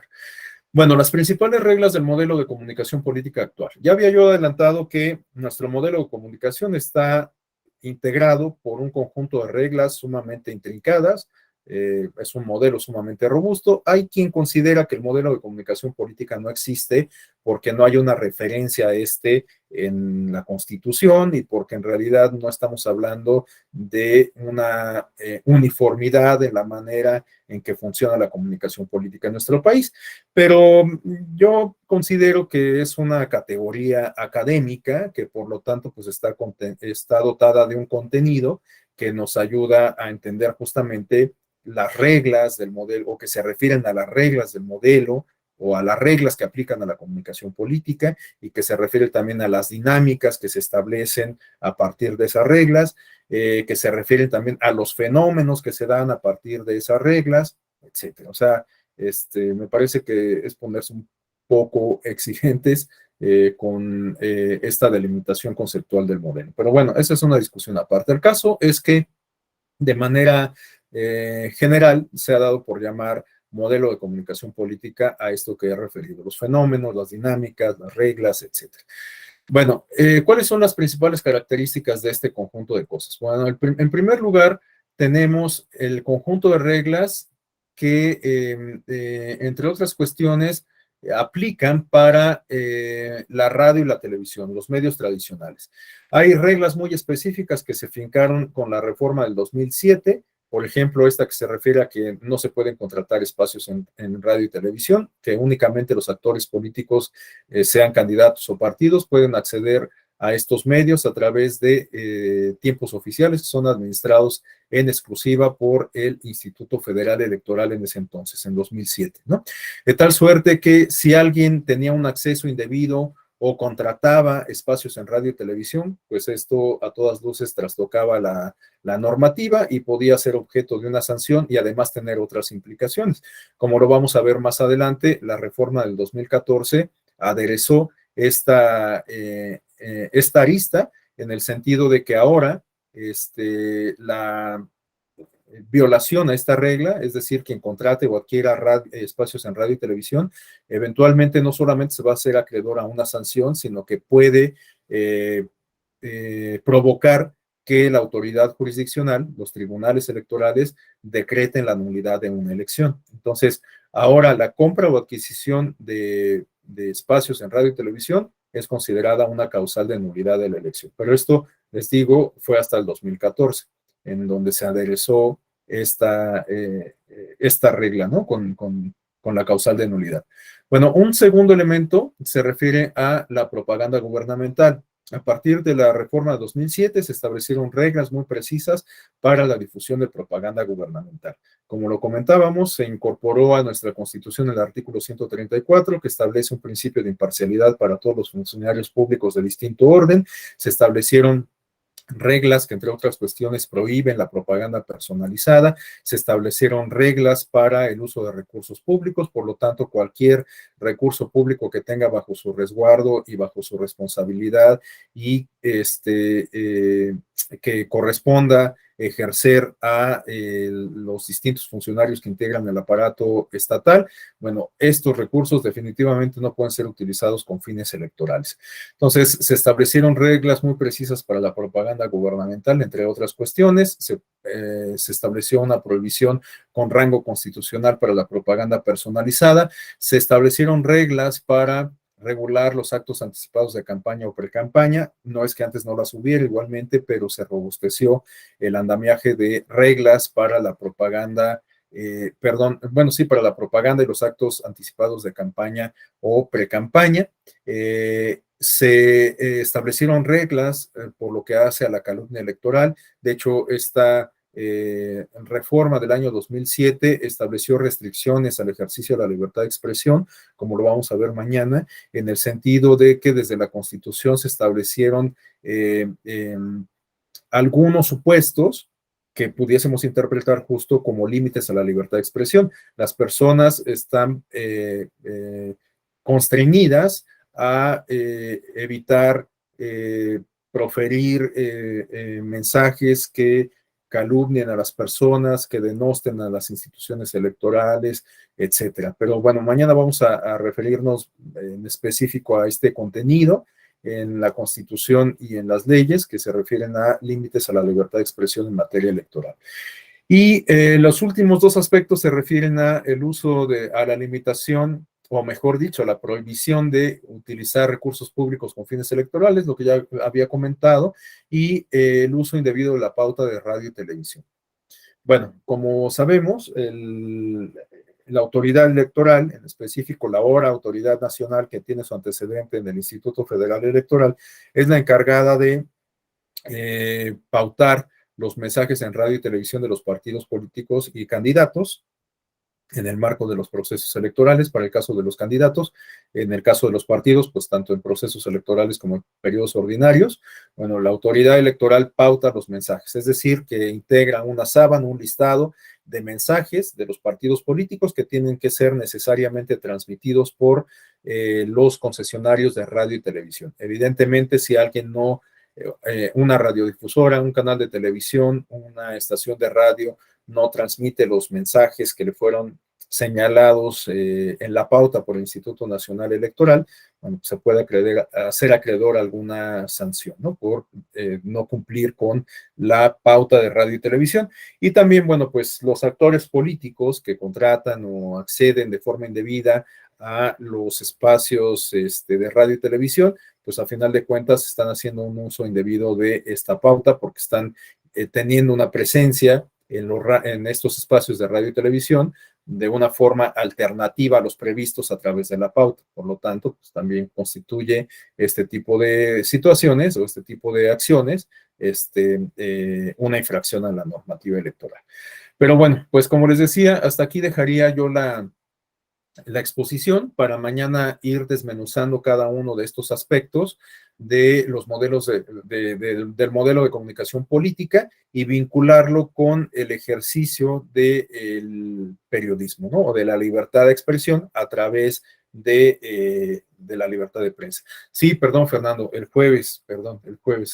Bueno, pues entonces hasta aquí dejo la exposición. Nos quedan 4 minutos para las 9 de la mañana. No sé si alguien desea hacer algún comentario, alguna intervención, complementar, debatir, discutir, reclamar algo sobre lo que he comentado, pues todo es absolutamente bienvenido.